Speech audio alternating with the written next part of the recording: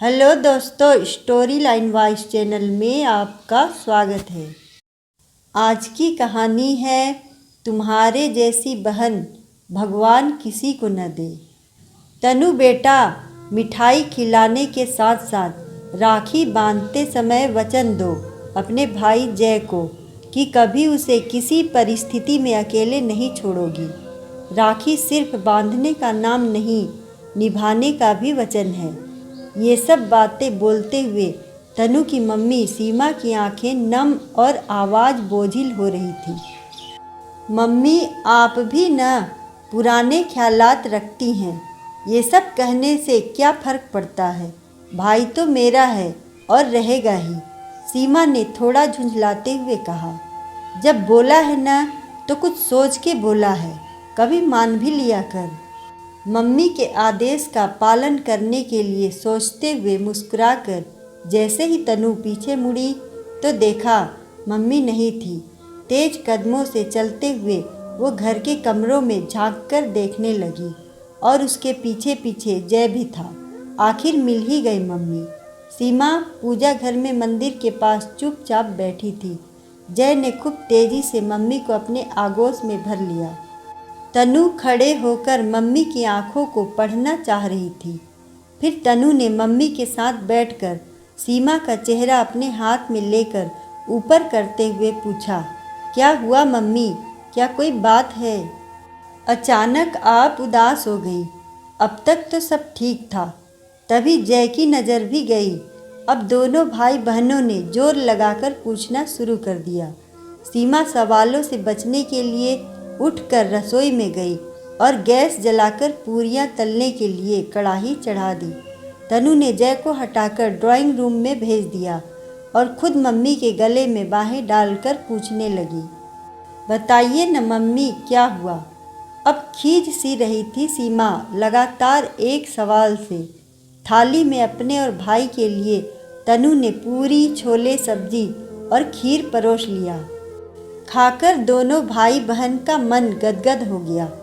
क्या बेजोड़ स्वाद है आपके हाथों में। अब मैं निकलूंगी ऑफिस के लिए मम्मी, आज मीटिंग के दिन ही देर नहीं होना चाहती। ये बोलते हुए तनु माँ की ओर देख मुस्कुराने लगी, लेकिन सीमा अभी भी अपने काम में व्यस्त थी। जय अपनी कोचिंग के लिए निकल गया। तब तक सीमा की काम वाली आ चुकी थी। सीमा ने घर के सारे काम करवा लिए और बाई को भेज के नहाकर जैसे ही नाश्ता निकाला खुद के लिए, उसकी आंखों के कोर आंसुओं से भीगते जा रहे थे। तनु जल्दी से मम्मी के पैर छुई और निकल गई ऑफिस के लिए। पूरा खाना अभी खत्म भी नहीं हुआ था। धीरे धीरे पुरानी यादों के आगोश में सीमा समाहित होने लगी। सीमा, निशा और तेजस तीनों भाई बहन एक साथ पले बढ़े। बहुत प्यार था आपस में। सब एक दूसरे के लिए जान छिड़कते थे। सीमा और निशा दोनों बहनों की शादी एक संपन्न परिवार में हुआ था। निशा की शादी अलग शहर में हुई थी। किसी खास अवसर पर ही उसका मायके आना जाना होता था। दोनों बहनें बहुत प्यार से इकलौते छोटे भाई तेजस को राखी बांधती थीं। बहनों की शादी के बाद भाई बिल्कुल अकेला पड़ गया। पढ़ने में बहुत अच्छा नहीं था तेजस। मम्मी हर दिन शिकायत करती परेशान कर रखा है। जाने इसकी ज़िंदगी में क्या लिखा है, हमारे जाने के बाद क्या होगा इसका। निशा को सुनकर दुख हुआ तो उसने भाई को अपने पास बुलाकर रख लिया और इंजीनियरिंग में दाखिला दिलवाया। करीब 2 साल वो निशा दीदी के पास रहा। सीमा भी अपनी मम्मी के साथ वहीं जाकर राखी बांध देती। बचपन से माँ सामने बैठकर देखती और कहती रहती थी, सब भाई बहन आपस में प्रण लो, एक दूसरे का साथ कठिन परिस्थितियों में निभाओगे। सीमा, निशा दोनों मुस्कुराकर रह जाती, पर राखी बांधने के बाद सीमा ज़रूर बोलती माँ से, निभाना होता है माँ, बोलना नहीं होता। एक दिन निशा के सास ससुर की तबीयत बिगड़ी तो निशा के पास सास ससुर रहने आ गए। अब धीरे धीरे उसके लिए मुश्किल हो रहा था भाई को रखना। उसने सीमा से चर्चा किया इस विषय पर और बहुत सोच समझ के सीमा ने कहा, मुझे रखकर क्या मिलेगा, कोई फ़ायदा तो है नहीं। निशा ने चौंकते हुए कहा। कैसी बात कर रही हो दीदी, हर कुछ फ़ायदे के लिए नहीं किया जाता। और फिर मम्मी उसके खर्चे तो उठाती ही है। अगर कुछ ज़रूरत हुई बोलोगी मम्मी से तो वो भी करेंगी। बात निशा ने साधारण रूप से कही, लेकिन सीमा ने अपने नज़रिए से समझा और रखने का फैसला किया। कॉलेज यहाँ से काफ़ी पास था। कुल 4 साल पूरे हो गए थे, लेकिन तेजस का कहीं जॉब नहीं लगा था।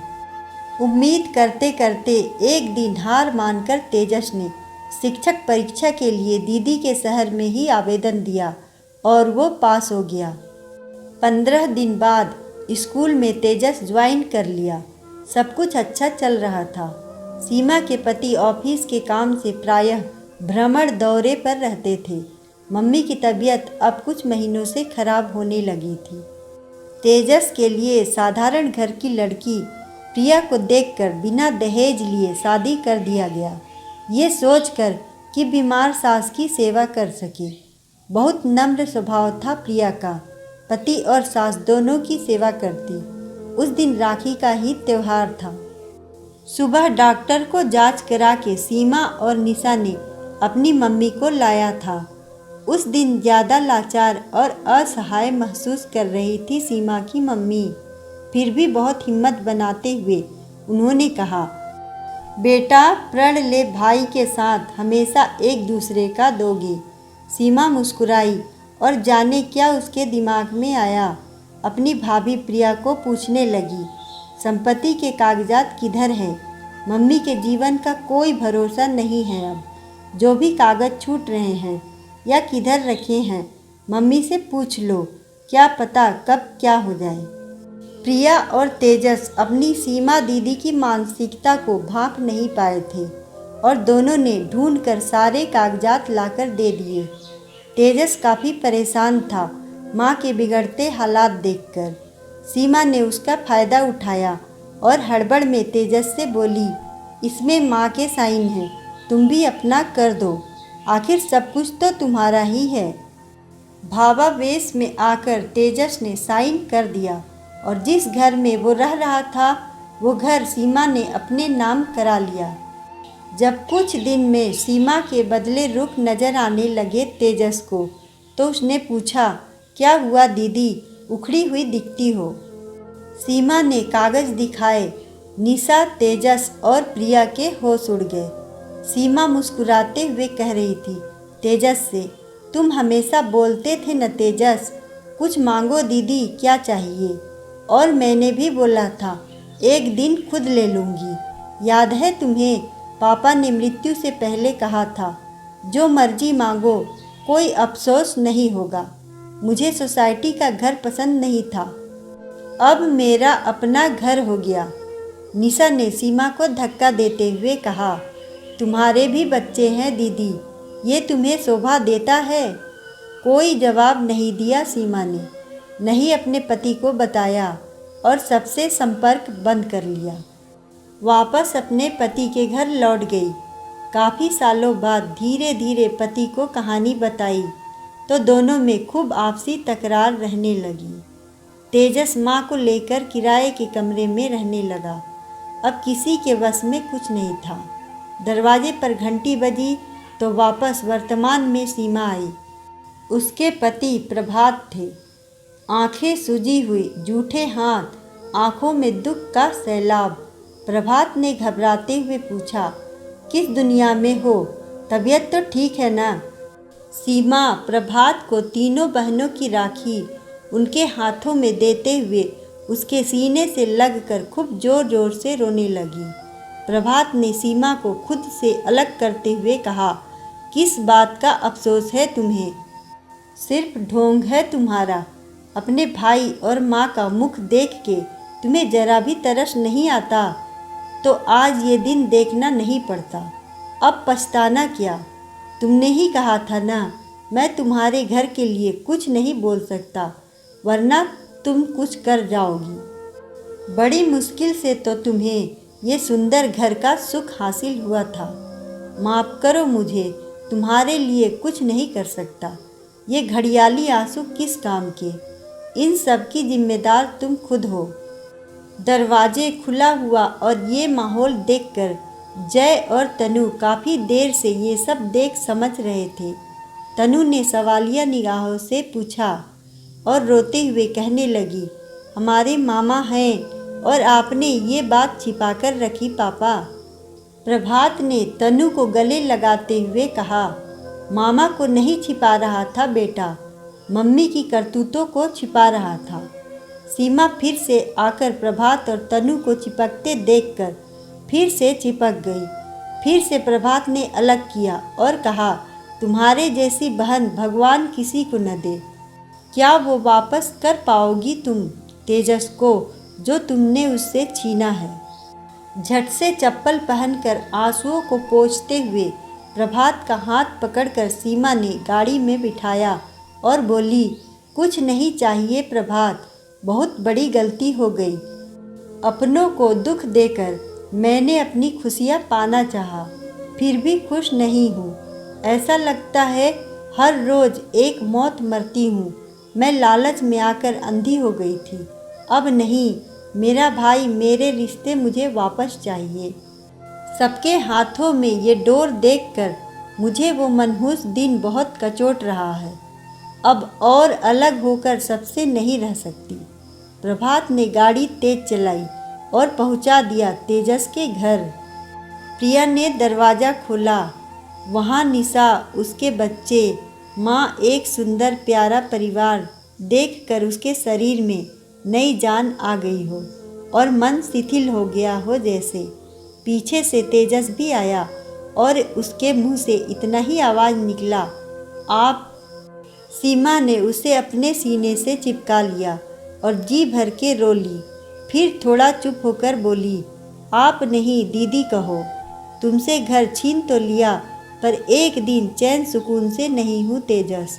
मुझे माफ़ कर दो, अब इसके आगे कुछ बोलने के लायक नहीं हूँ मैं। तेजस ने बिना कुछ बोले दोनों बच्चों को अपने गले से लगा लिया। प्रभात ने माँ के सामने हाथ जोड़कर कहा, मुझे भी माफ़ करिए, मैं आपका दामाद होकर भी कुछ नहीं कर सका। सीमा ने माँ की हालत देखी, न जीवित न मृत थी। माँ के पैर छूकर बैठी सीमा तो माँ ने कहा, अब चैन से मर सकती हूँ, इसलिए जी रही हूँ, वरना तुम्हारे पापा को क्या जवाब देती जाकर। प्रिया ने राखी की थाल सजाकर सीमा के आगे रख दी। सीमा ने इशारे से निशा को बुलाया। निशा ने कहा, मैं दिन में ही बांध चुकी हूँ। फिर भी ज़बरदस्ती जय और तनु ने मौसी को माँ के साथ बिठाया। माहौल खुशनुमा हो रहा था और फिर से वही पहले जैसी खुशियों भरा रक्षाबंधन। सीमा माँ की तरफ देखी तो ऐसा लगा माँ फिर से कह रही है, वचन दो एक दूसरे को, किसी परिस्थितियों में अकेला नहीं छोड़ोगी। अगर आपको कहानी पसंद आए तो वीडियो को लाइक करें, चैनल को सब्सक्राइब करें और कमेंट में बताएं कि आपको कहानी कैसी लगी। धन्यवाद।